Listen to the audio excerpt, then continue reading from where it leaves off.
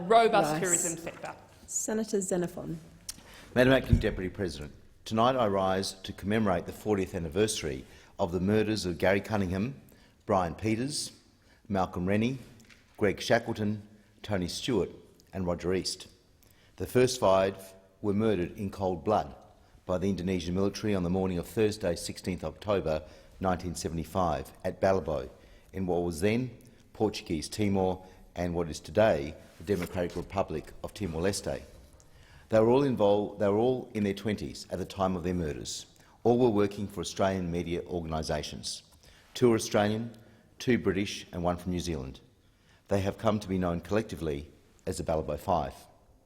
The 6th was veteran correspondent Roger East, who was in his 50s when he was executed on the wharf in the capital Dili in front of more than 100 witnesses soon after the 7th December invasion.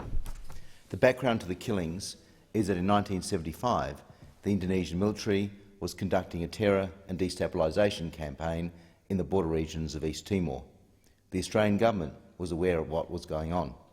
Declassified intelligence records obtained under the Archives Act by the Australian Scholar of International Relations Dr Clinton Fernandez of the University of New South Wales, Canberra, and published by him in 2011, have left no doubt on this point. With his permission, I draw on his account in my remarks tonight. The Joint Intelligence Organisation, the JIO, today known as the Defence Intelligence Organisation, reported that on 7 October, Indonesian Special Forces, troops and local allies captured the border village of Batu Gade, triggering an international armed conflict to which the 1949 Geneva Conventions applied. JIO reported that Brigadier General Hamid Sueno, the commander of the Airborne Special Forces Centre, visited Indonesian-held areas in East Timor in order to see the situation for himself. Sueno would later command the full-scale invasion of East Timor on 7 December 1975. 3 days after the seizure of Batu Gade, President Suharto approved a plan to set up small enclaves just inside East Timor in order to nibble away at the East Timorese resistance from these enclaves. The first of these enclaves would be established around the strategic town of Maliana. It was hoped that this strategy would demoralise the resistance, make its position untenable and induce the population to rally to the pro-Indonesian side. At this time, 3 journalists from Channel 7 and 2 from Channel 9 were at the town of Balibo, which was not militarily significant in itself, but was on the road to the Indonesian objective of Maliana. If the journalists had obtained filmed footage of Indonesia's military campaign and conveyed it to the outside world, the cover story would have been blown. Indonesian Special Forces captured and killed them on the morning of 16 October. Australian intelligence reported that the Indonesian High Command was very alarmed at the killing of the 5 foreign journalists.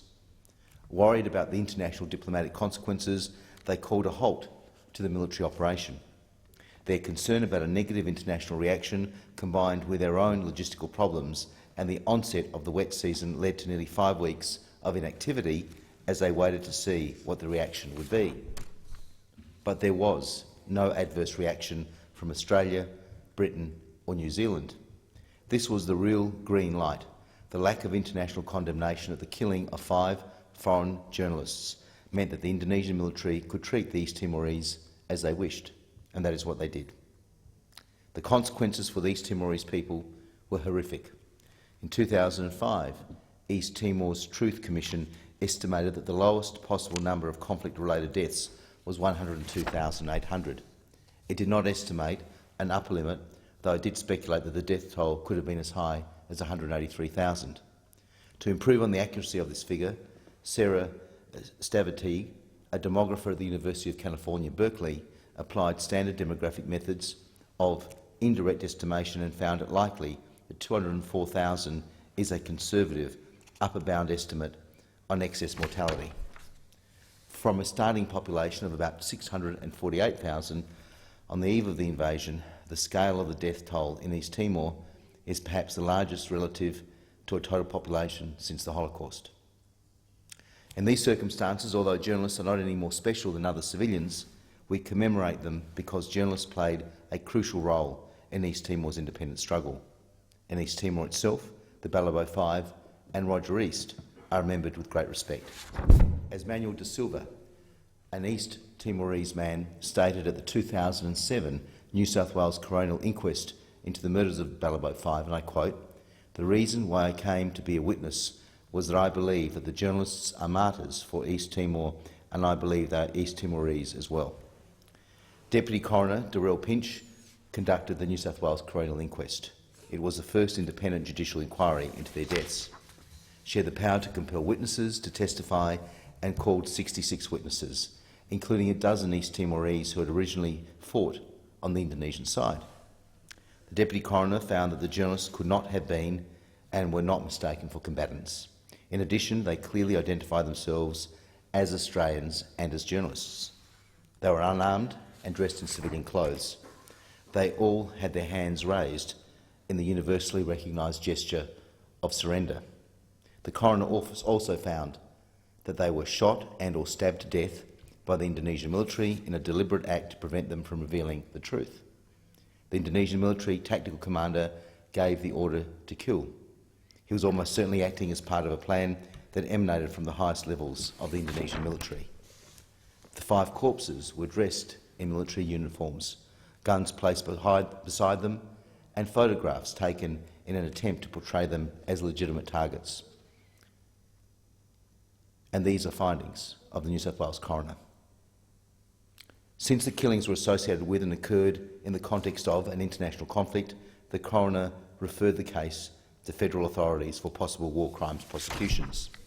On the 20th of November 2014, the Australian Federal Police said during Senate estimates that they had terminated their investigation principally on jurisdictional grounds, but that, quote, "There is no doubt in the minds of the AFP investigators and the AFP generally that an unlawful killing occurred with respect to these 5 Australian journalists." Madam Acting Deputy President, the Balibo Five were not the last journalists to die at the hands of the Indonesian military. Roger East, as I mentioned earlier, was executed on Dili's Wharf 6 weeks later. Sander Tunes of the Financial Times was murdered on the 21st September 1999, one day after the Interfet landed in East Timor. Senator Tunes is also remembered with respect. There is a memorial for him in Bokoro, in the east of Dili, and commemorations are held for him every 21st of September, the anniversary of his murder. The last journalist to be killed was in fact an Indonesian, Agus Mulyawan, a 26-year-old man who worked for Tokyo-based Asia Press International. The leader of that unit that killed him had trained alongside Australian troops in the early 1990s. Agus Mulyawan is also remembered with respect. As I speak, members of East Timorese civil society and some of their international friends are involved in a 5-day walk against impunity from Dili to Balibo, and I quote, "To pay respect to the victims of the Indonesian occupation and to raise awareness about the consequences of impunity. Victims see no justice done, and perpetrators have a green light to continue the atrocities elsewhere." The walk against impunity began at Bokoro on 11th October at the monument to Santa Tunis, and is traversing Santa Cruz, Likika, Mabura, Gokora, Barita, Batugade and Balibo. It will conclude in Balibo for obvious reasons. I send them my heartfelt greetings and congratulate them on their efforts. As the Czech writer Milan Kundera wrote, "The struggle of man against power is a struggle of memory against forgetting." Thank you, Senator Xenophon. Senator Back. Thank you, Madam Acting Deputy President. And I rise this evening to report to the Senate on a parliamentary delegation that I had the pleasure of leading 2 weeks ago to Indonesia with my colleague, Senator Urquhart, who was opposite us.